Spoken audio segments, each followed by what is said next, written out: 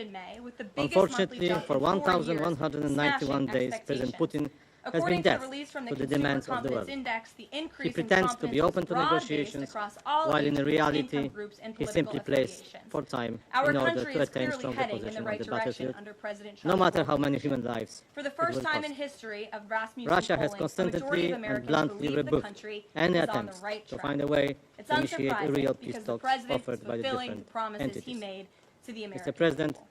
best Here in our illustrations of new the media Russia's seat lack of today, we commitment have to the editor-in-chief de-escalation of was The provided by the Federalist, largest Molly drones Hemingway. attack against The Ukrainian Federalist is cities led by Molly since the and Sean beginning Davis and of the provides war, in fearless parallel journalism and to coverage the of last politics weekend's and Russian culture to Ukrainian millions exchange of readers 1,000 prisoners all of over the war. world. The latter Thank we you for being welcome here, as a Molly, and positive why don't you development. please kick us off? We condemn the latest Russian missile attacks on cities in Ukraine. Right after this body, the Security Council finished debating on the absolute necessity to protect the civilians in the times of armed conflicts. Many innocent Ukrainians died or were wounded, including defenseless children. As per recent reports, April 2025 has been deadliest month for children in Ukraine since the June 2022.